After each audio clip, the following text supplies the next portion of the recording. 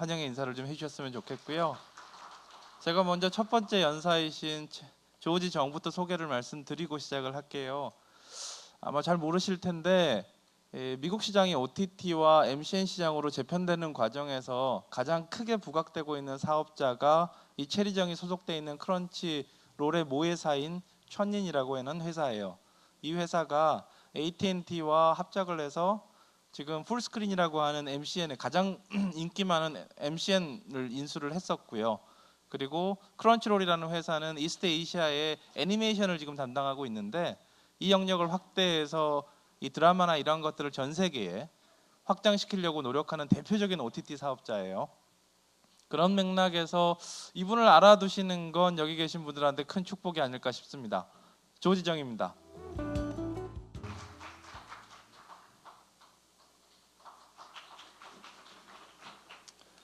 Did everyone have a nice coffee break? Get some coffee. I know it's the end of the day. I appreciate you guys coming and staying this late. We're going to keep this kind of fun, kind of light, but the message is important. We're going to be talking about Korean dramas today, and we're going to be talking about the evolution of where it's going. But before I start, I want to tell you a little bit about myself, how I got into this business.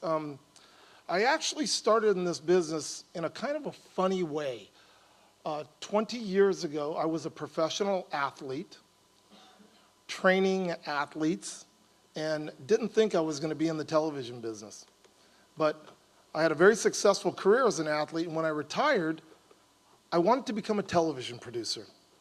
And producing television took me on a journey all around the world, to Korea, Japan, China, Mexico, India, Canada. And I learned a lot about producing TV in foreign countries. And it gave me a great insight of what people were watching in other countries. And I thought I was going to be a TV producer. And then in about 2006, I was flying home on an airplane. I'll never forget this. I was sitting next to a guy. He was about my age. And he said to me, he goes, "What do you do for a living?" And I said, "Well, I'm in the television business." And he goes, "So am I. I run a big television station in New York." I'm like, "Oh, that's great." He goes, "Do you got kids?" I said, "Yeah, I have a couple of kids. You know, they're teenagers." He goes, "Me too. I got teenagers." He goes, "I don't understand these teenagers today. You know, they don't watch TV anymore. They go to this thing called YouTube." And I started to think to myself. And I looked and I said, my God, I never want to be like that.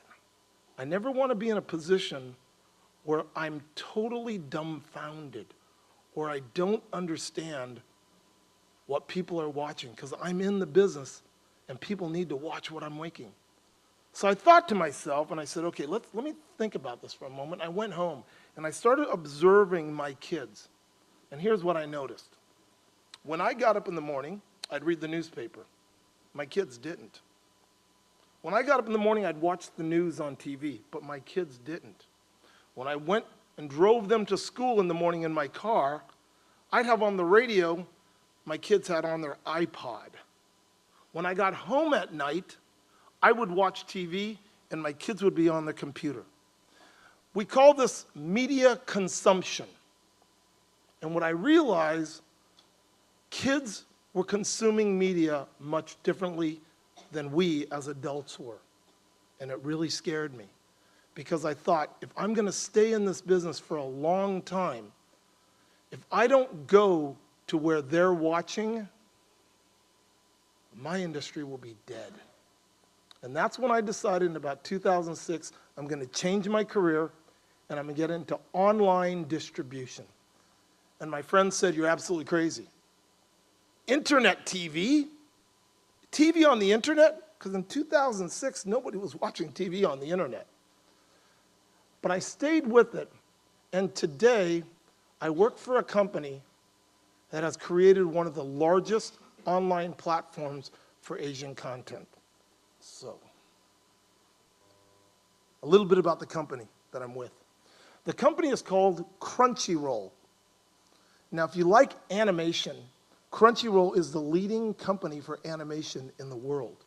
We're founded in 2006. We have offices in San Francisco and Tokyo, and we've become the largest destination for Asian entertainment with 10 million global users and about 500,000, 500,000 premium. That means people pay every month to watch our service. Now that's really important to remember that term, premium subscription service, premium SVOD.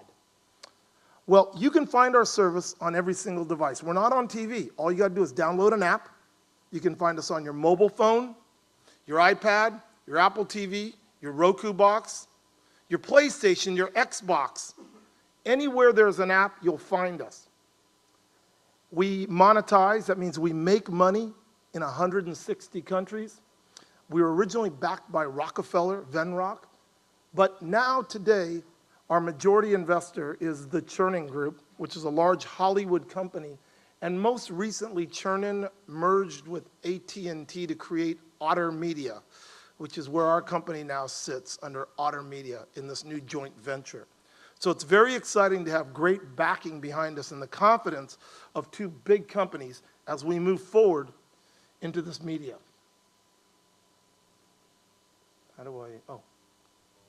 So, before we get into Korean dramas, because that's what we're going to talk about, I think it's important for us to understand where this all began. Now, for a lot of you in here that might be under, let's say, 30 years old, today you look at Korean entertainment as the #1 entertainment among Asians in the world. And it's great to be #1. It's great to know that the product and content from our country is seen and loved by people all around Asia and in other parts of the world.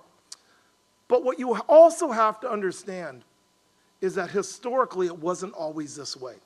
So if you're old like me, and you can remember back to the 60s, that wasn't in the 50s, but in the 60s, content was not led by Koreans. It was actually led by the Japanese. The Japanese first led media in the 50s and 60s with movies like Godzilla and samurai dramas. And they held it for a number of years, until about the 1970s, when a guy named Bruce Lee came around. And Bruce Lee suddenly made it really cool to be Asian. Because Bruce Lee made these movies, they were called martial arts movies, and he created a whole new genre. And he opened up a whole new avenue for filmmakers in a place called Hong Kong to make content. And so you might remember John Woo, director, Chow Yun-fat, Jackie Chan, Jet Li. They were all products of this new wave in Hong Kong, which dominated the 80s. And then in the 90s to today, the Korean wave began. Well, if you look at today's landscape of Korean dramas, which is the business that my company's in fact, we're one of the largest buyers of Korean dramas for online consumption in the world. We buy a lot of Korean dramas. We basically buy from 5 suppliers, or the 5 suppliers that supply most of the content, which we know are NBC, SBS, KBS, CJ, and JTBC. Now, they might not be the producers of every content, but they are the platforms and the network that create and produce and distribute most of the content. So, what do we know today? We know that the output of dramas when all these companies put together total about 1,000 episodes a year. It's about 50 dramas. And most of their money, or the mainstream broadcast, comes from 3 areas: China, Japan, and Southeast Asia. And they also have a niche following in OTT, content over the top, and those niche followings are in North America, where I'm based, the United States, Canada, and in parts of Europe.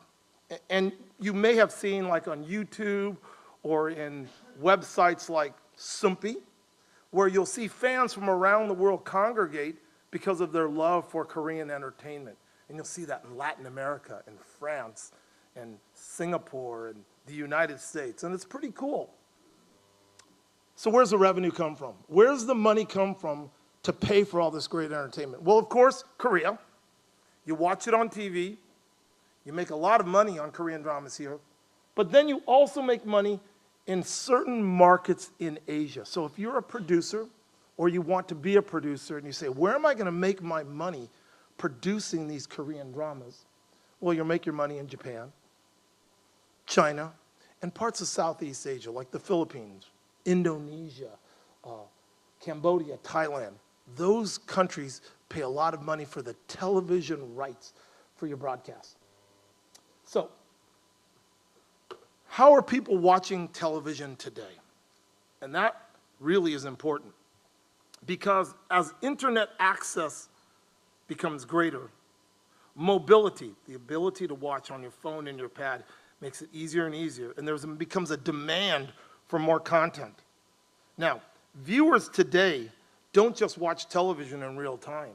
Viewers today will wait on the weekends and they'll binge watch. That means they'll watch a bunch of programs all at once. And that's because they can do it on demand. In 2009, 99% of all videos were viewed on TV. That's a really important fact. So only 5 years ago, if you wanted to watch something, 99% of the content you could see on your television. But today, video is consumed over the top. In fact, in the United States, on any given Friday night, 40% of all internet traffic is Netflix.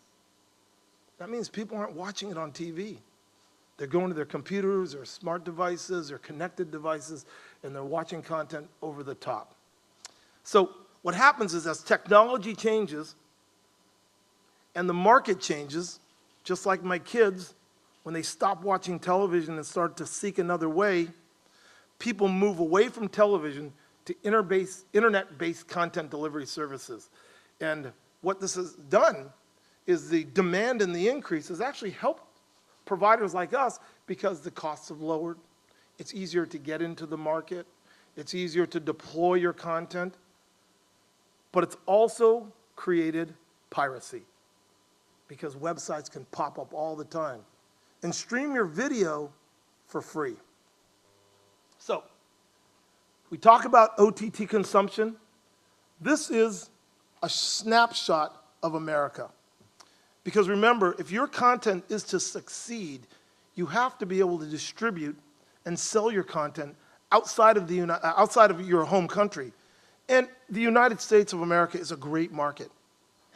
There's a lot of money, they pay great license fees, but you also have to understand how they consume their content. So if you look at TV viewing habits, of how people watch TV, 36% of Americans watch TV online. 45% on cable, 19% on satellite. So over a third are watching it via OTT. Now this is kind of alarming, because as the eyeballs are moving away from TV, they're also moving to mobile. Can you still hear me?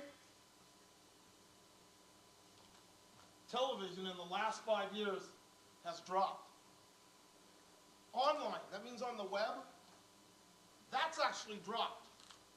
Radio, that's dropped. Newspapers, that has dropped.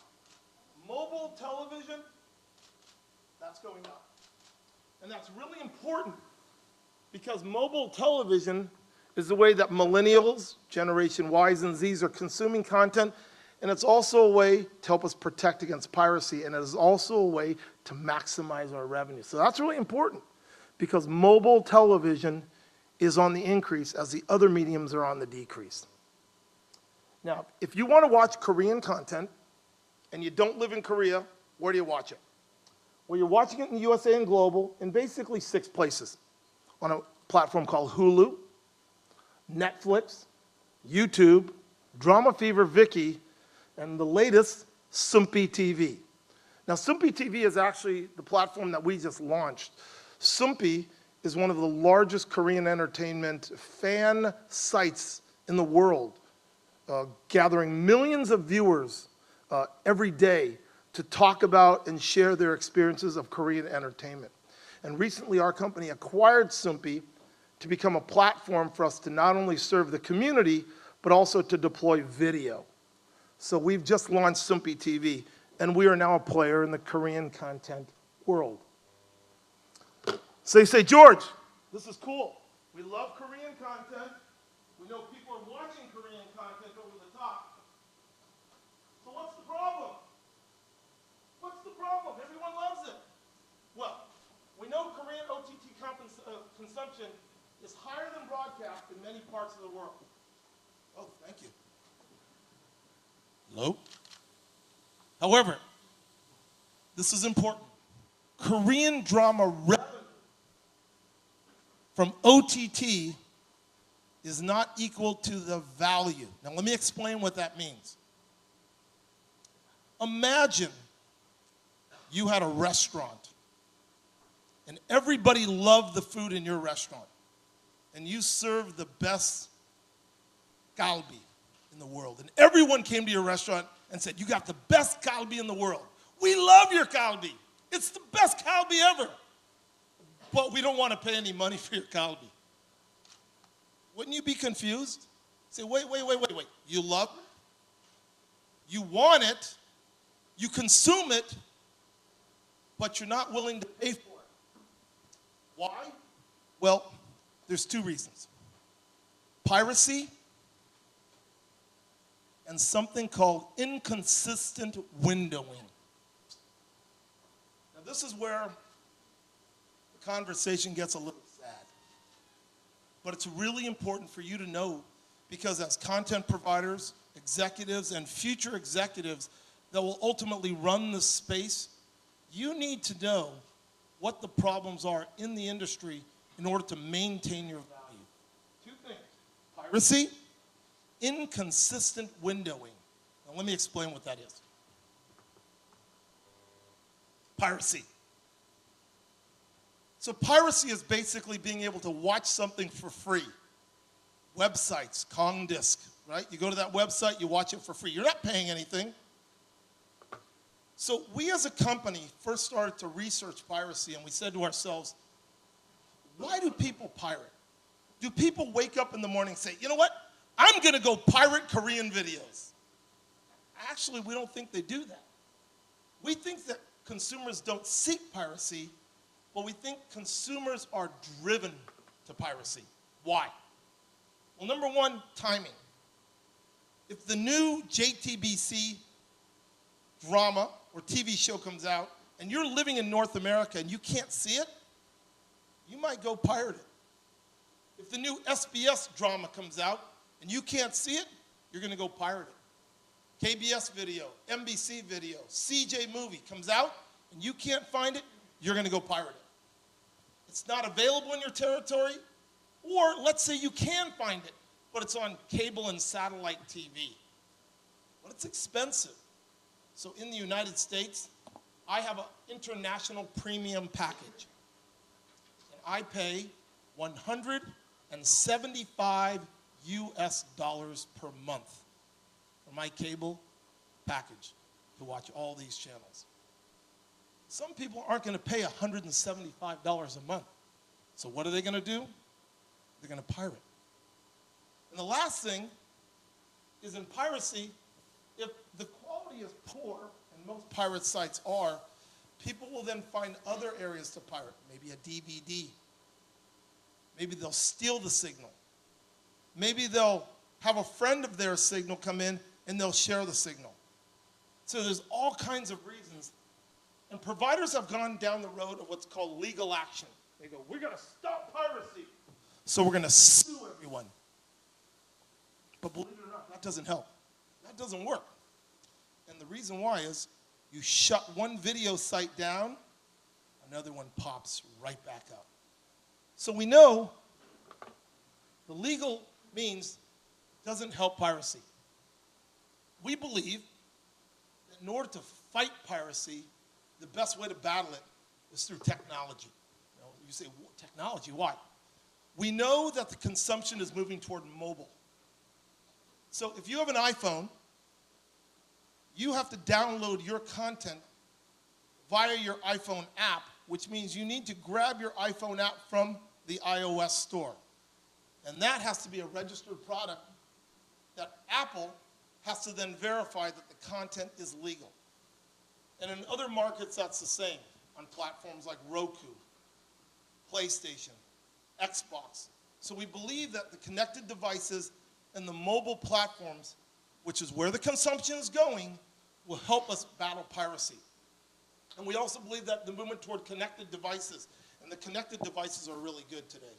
You know, if you work on a PlayStation or an Xbox, you know, the graphics and the experience is fantastic. So we know that technology can really help against piracy. Let's talk about inconsistent windowing.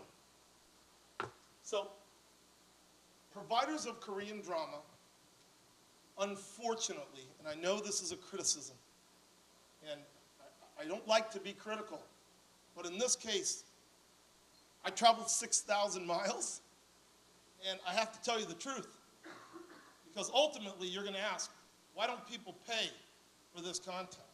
And here's the reason why.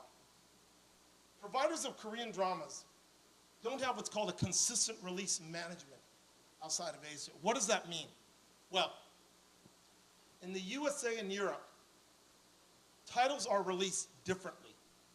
One title can be available on our service that you have to pay for, but on another service, it's free. So think about that. If your favorite drama is on two services, one you have to pay for and one that's free, who would pay for that? You'd go to the free site, wouldn't you? Of course, I would too.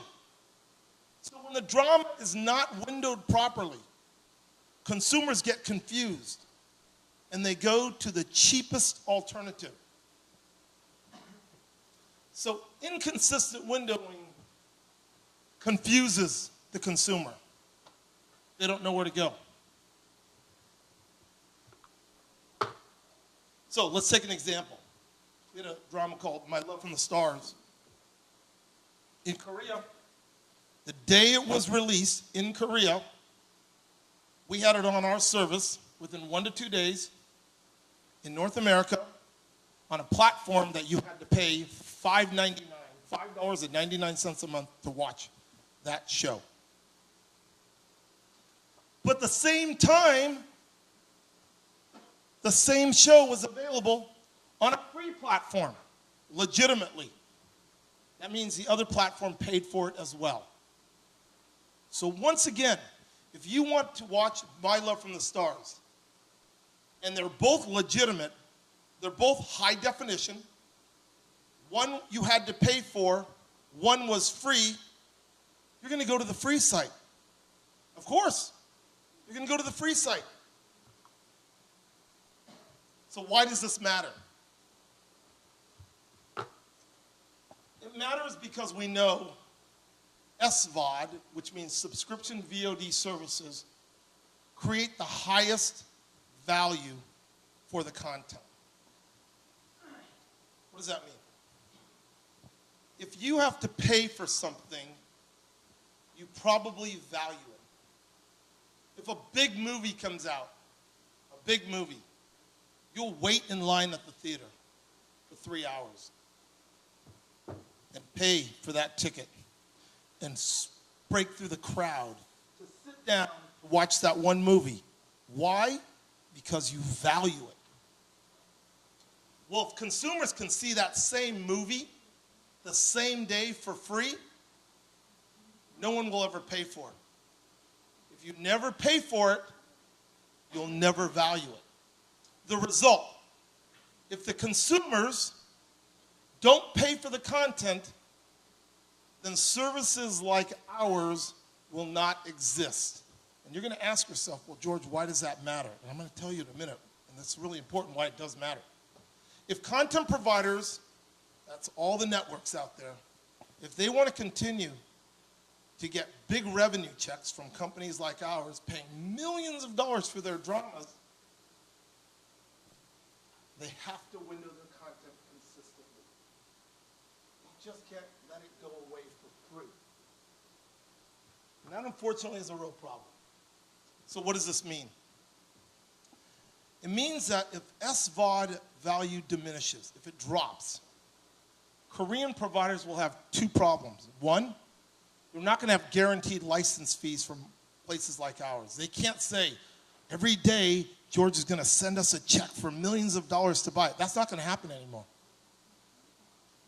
What will happen is they're going to have to depend on what's called AVOD. Now, in Korea, I think you use the term free VOD, free VOD, or FVOD. Yes, is that better? You got it. You got it. You depend on what's called free VOD And free VOD basically means that you get a revenue share. Well, that's very inconsistent, and you cannot make a business only on advertising right now. So, I want to prove to you why SVOD really works. So, Crunchyroll is a really good case. In 2007, when we launched Crunchyroll, it was nothing except piracy. 14-year-old boys watching content on YouTube for free. Nobody paid for anime. Nobody. In 2008, we began a premium service, and we talked to all the Japanese providers, and we said, if you want to value your content, let us help you manage it. The day it comes out in Japan, we'll release it to the rest of the world, but we're going to charge people for about 14 days. You can't watch it anywhere else. And if anyone else wants to release it, they have to follow the same rules. We focused on app-based, mobile-based. We allowed the consumers to watch it whenever they want, but they had to pay. Today, where does that put us? We have over 50 million VODs a month with almost 500,000 subscribers, which makes us today the largest premium Asian over-the-top service in the world. And we're profitable. It means we make money, which is a good business model because the revenue comes from premium subscribers. People pay every month. Here's the windowing. Day 1 comes out in Japan. 14 days after that, you have to pay for it. And then after 14 days, you can watch it for free with advertising. But everybody knows for the first 14 days, you have to pay for it. So we create the market. So let's look at a really important slide. This is a really important slide. Okay. Audience size. We did a study, and we looked at YouTube and Facebook and Twitter, and we added up the likes and the popularity of 2 genres, anime and Korean drama. And here's what we found out. The audience size for anime and Korean drama in the US and Canada were about the same size. Same amount of people liked it. Said, okay, that's really good to know. But then we looked at the anime revenue versus the Korean drama revenue. And I left that blank. I didn't want to give it away. The amount of money that Korean dramas generate versus anime. Anime makes 7 times more than Korean drama. 7 times more. Wait a minute. 7 times more. Same audience size. Same audience size. It's not that the anime has more people. It's the same size audience. Anime makes 7 times more. So yes, why? Why? Well, we know why. Because the variable was due to windowing. Remember, Korean content isn't windowed, anime is windowed. So we carefully window the content and we create a set of rules. And thus, the revenue is higher. So where does this all lead us? Today, Korean dramas have worldwide exposure with the revenue coming from TV, but broadcasters will continue to lose that revenue because, again, people aren't only watching it on TV, they're watching it on connected devices. So if you don't do something about that, the audiences on TV will shrink, the audiences online will go up, but again, if there's no way to monetize that and make your money, the value drops. And the premium providers will suffer losses. AVOD in the market will grow. That means the free sites, they'll continue to grow. So, who wins, who loses? The winner. Advertising-based online services. I'm not talking about YouTube. I'm talking about sites that give it away for free that are legitimate, that share revenues with the broadcasters. These are subscription services, but again, they give it away for free. Who's going to lose? Well, ultimately, who's going to lose are the Korean networks the distributors, the actors, the producers, the directors. Why were they going to lose? Because if the value is low, there's no money to pay out. So, the future. We know if we keep doing the same thing, the future doesn't look so good. Legitimate outlets will eventually leave or they'll discount the programming, leaving very little or no valuation in premium online video, companies like ours, cable and satellite, and even home entertainment like DVD. So, the conclusion. We know Korean dramas continue to be one of the most popular, heartfelt, compelling pieces of entertainment in the Asian countries and in many parts of the world. And we know that the OTT consumption will grow from the millennials. Right now, we have to be in a very strategic mindset. And again, as future leaders, executives, people that are in the business, people that want to get into the business, we have a goal right now. And that goal is to preserve the value of our Korean dramas. We need to preserve that value because if we don't preserve the value, the conversation that you will have will go like this. I love Korean dramas. I can't live without Korean dramas. But I'm not going to pay for Korean dramas. That's going to be a problem. So, I don't want to make you too depressed. You say, man, this guy really tells a sad story. Here's the good news. Companies like ours are currently investing millions and millions of dollars in Korean dramas because we believe in Korean dramas. We believe in what Korea is doing for entertainment. And people like myself, besides going out and buying Korean dramas from all the networks, I have another job. And that's the job to talk to networks and executives and people just like you and inform them about what's going on in this space. To teach you how money is really made and to really help you think the next time you look at the pirate sites and giving away content for free and how it will affect your Korean dramas. We want this to last a long, long time.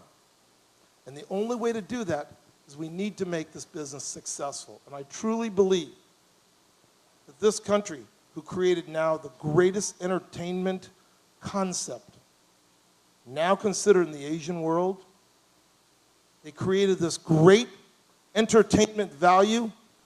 We will figure this out, but we don't have a lot of time. So I encourage you to all be, hello? I encourage you to all become advocates for the same type of thought because it takes more than one voice. Thank you. 감사합니다.